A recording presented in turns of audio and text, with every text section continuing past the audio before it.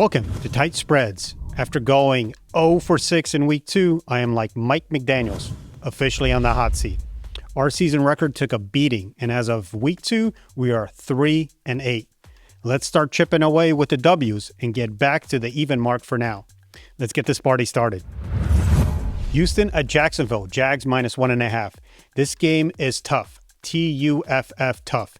Most 0-2 teams, when put in a corner, give you a glimmer of hope in week 3, but not Houston's.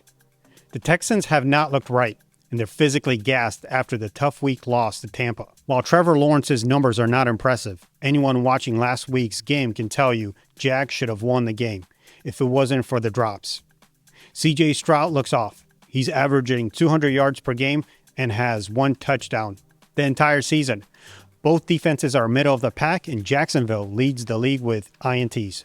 Throw extra cash on the Jacksonville D. Final score here, Jacksonville 23, Houston 20.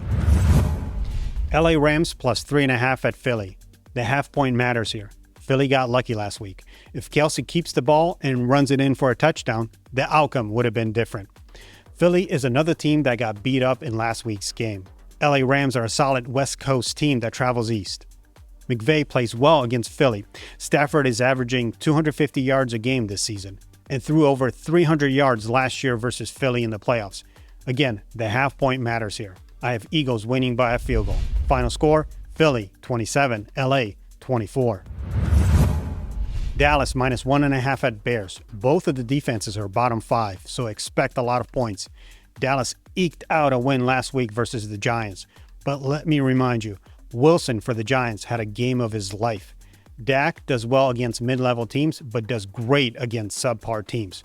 Look for Caleb to amass some garbage points at the end of the game. But Dallas walks out with a victory. Final score, Dallas 33, Bears 27. Indy minus 4.5 at Tennessee. Indy got lucky last week versus the Broncos, but playing a rookie QB is what the doctor ordered for the Titans. Tennessee defense and offense are bottom 5. Look for Taylor to run against Tennessee. Look for Ward to go deep and connect on some passes, but not enough for a win. Final score, Indy 28, Tennessee 23. And now we go to our friend Aaron for NSFW Game of the Week. Welcome to week 3. Last year, this game would have been the game of the week. This year, it's the NSFW pick of the week. And of course, I'm talking about the Bengals at the Vikings. We have injuries all over the place. Obviously, Joe Burrow and J.J. McCarthy are out. Aaron Jones Sr. is out. There's linemen out all over the place. The Bengals somehow still 2-0, still have a lot of great offensive weapons in this game, but I'm taking the Minnesota Vikings minus 2.5. They're 1-1. Take care of business at home. We'll see what Carson Wentz can do. Still a lot of offensive weapons, though, in this game, so there could be some points. It actually might be a pretty exciting game, but it's still our NSFW pick of the week. Let's go Vikings, minus 2.5 at home. Usually I say to avert your eyes from the stinker game, but have you seen Jake Browning's girlfriend? Come for the girlfriend cutaways and stay for the JV QB matchup.